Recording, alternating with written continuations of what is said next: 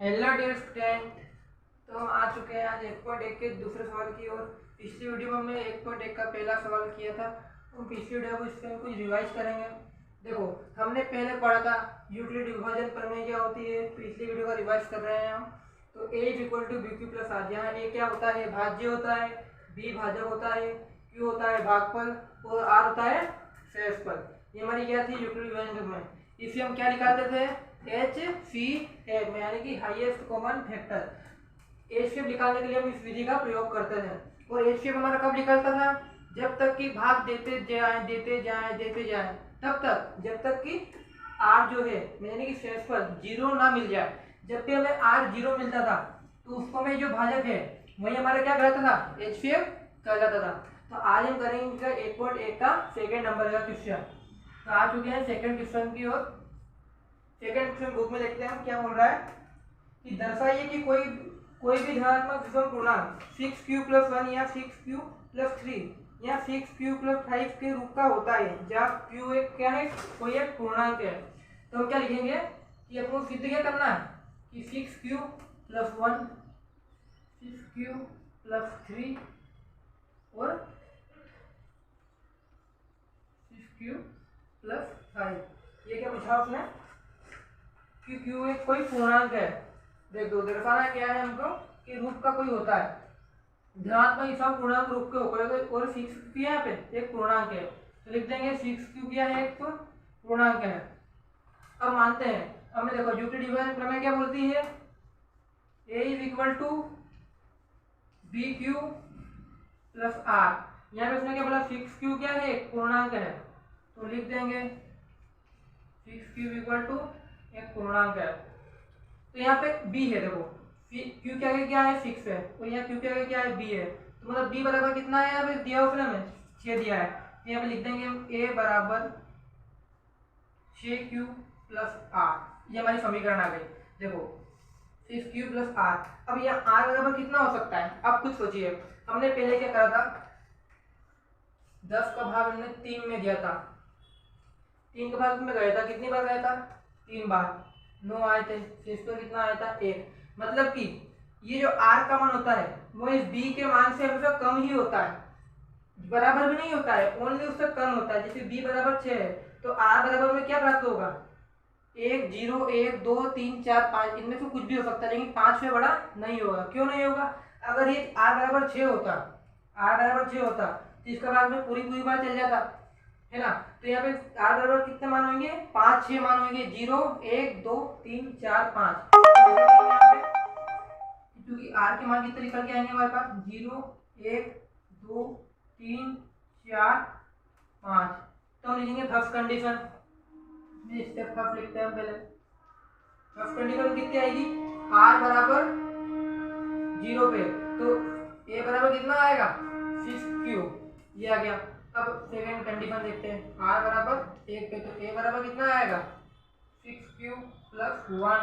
इधर थर्ड देखते हैं, तो यहाँ पे a बराबर कितना आ जाएगा 6q प्लस 2 आ जाएगा। ऐसे ही करते करते फोर्थ वाली भी देखते हैं हम, a बराबर 6q प्लस 3। इसको एक और देखते हैं, छह कंडीशन बनती है इसके हमारी, a बराबर 6q प्लस 4, और एक और देखते हैं, a बराबर 6q प्लस कितना आ जाएगा 5 आ जाएगा। ये हमारी समीकरण बन गई। अब इसके अंदर देखो उसने बोला है विषम पूर्णांक। आप कुछ सोचिए, यहाँ पे 6q है। अब देखो यहाँ ये 6 कौन सी एक सम संख्या, किसी भी संख्या को हम सम से गुणा करते हैं तो आने वाली संख्या भी क्या आती है, सम आती है। जैसे कि 2 का गुणा पहले किसी भी 3 से करो, कितना आएगा 6 ही आएगा। 6 का गुणा 2 से करो, जब भी कितना आएगा 12 आएगा, जो कि क्या है सम। मतलब 6 का गुणा किसी भी संख्या से करो, क्या प्राप्त होता है, एक सम संख्या ही प्राप्त होती है। तो मतलब 6q क्या है, यहाँ पे a बराबर कितना है, एक सम है, और यहाँ पे r बराबर 1। यहाँ पे हमने क्या बताया कि 6q तो एक सम संख्या है पूरी मिला के, लेकिन इसके अंदर हम क्या जोड़ रहे हैं, एक विषम संख्या जोड़ रहे हैं। तो हम चाहे किसी भी संख्या में विषम संख्या को जोड़े तो हमें क्या प्राप्त होती है, कौन सी संख्या प्राप्त होती है, विषम संख्या प्राप्त होती है। यानी कि सम संख्या प्लस विषम संख्या, विषम बराबर कितना आएगा, विषम संख्या प्राप्त होगा।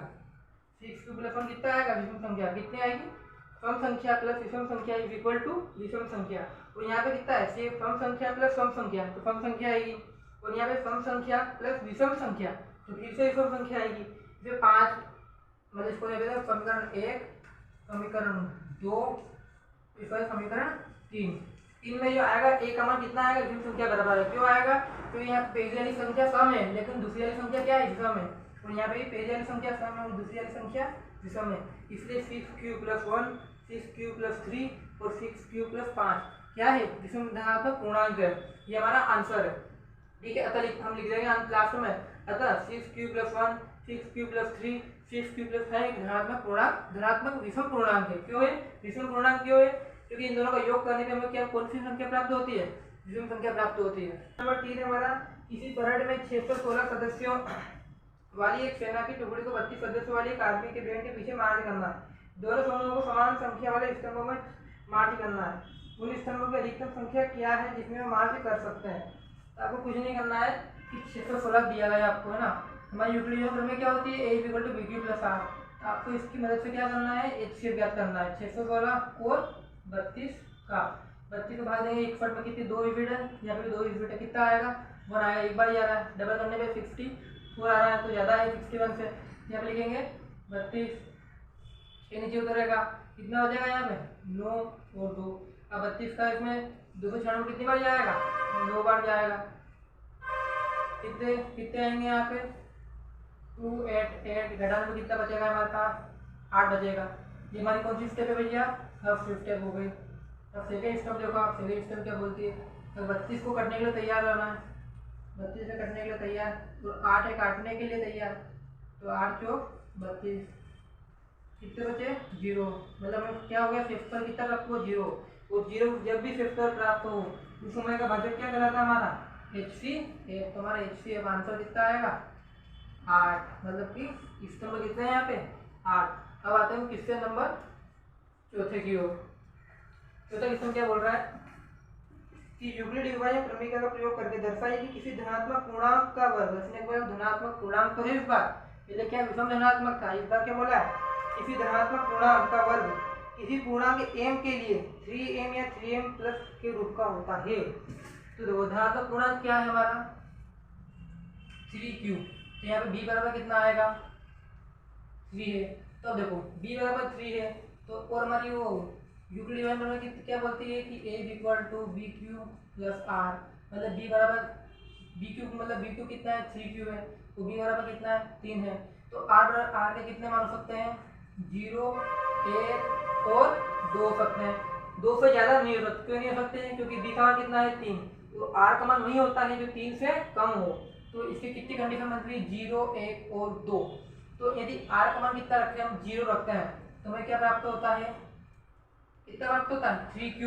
तो 3q कितना आएगा, यहाँ पे लिखेंगे a = लिखेंगे फर्स्ट, तो a r बराबर कितने हुए 0 पर, तो a = 3q कितना आ जाएगा 3q आ जाएगा।